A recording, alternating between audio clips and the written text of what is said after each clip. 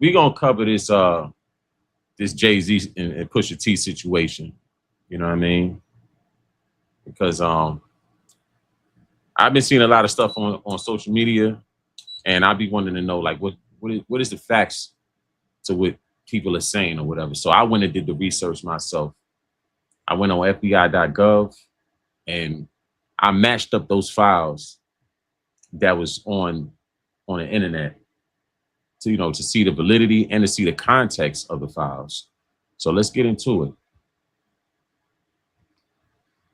All right. Now, first, before I get into this, right, get into the files, I want to give y'all the put this in context.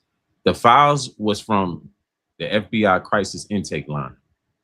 The FBI crisis intake line is the process for reporting immediate threats, federal crimes, or emergencies handled via tips.fbi.gov or your local field offices.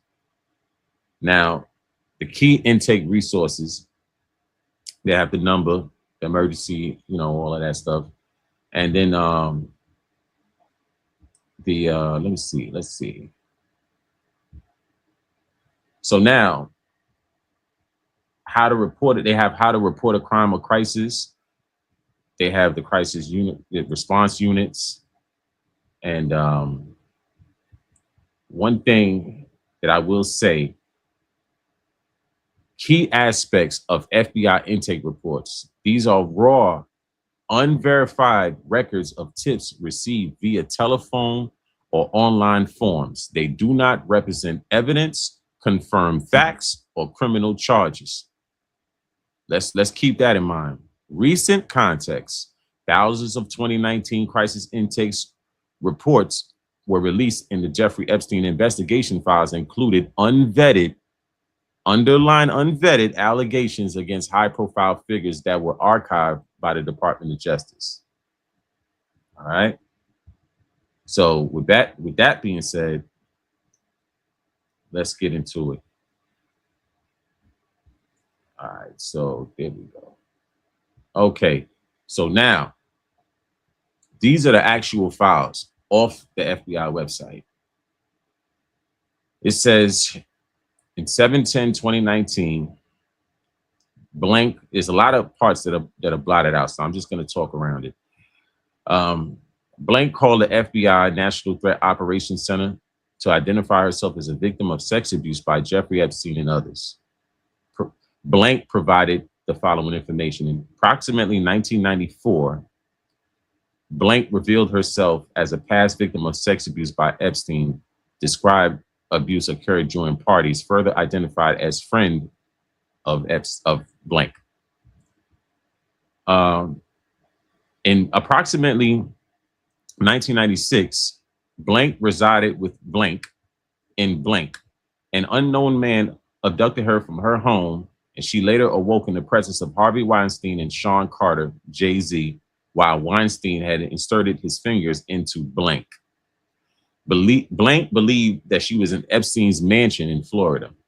Blank estimated that she was abducted on 7 occasions, awakened each time in an opulent indoor setting.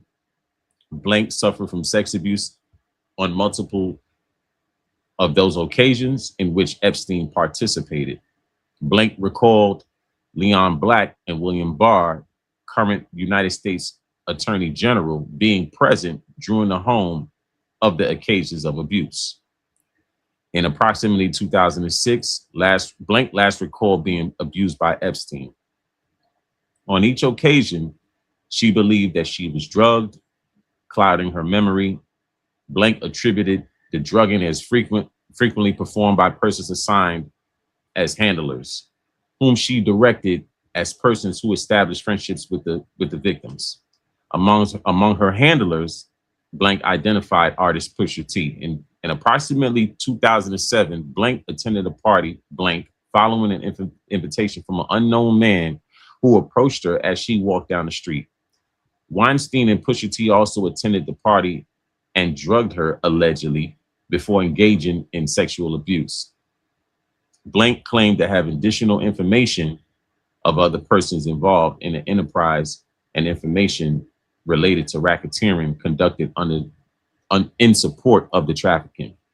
Blank further believed that she was under surveillance and stalked at the direction of people involved in the sex abuse. Blank confirmed that she was not diagnosed with any mental illness. Blank refused to provide her physical address, advising that she's maintained no permanent address, rather move between staying at different hotels. Those are the two files. All right. Now, there's 4 million files in the Epstein document. So I'm going to tell you right now, I'm not going to read all 4 million. You understand? But what I will do is somebody puts something out there about people from my community, I'm going to verify it and make sure that it's in its correct context and there's any validity to it.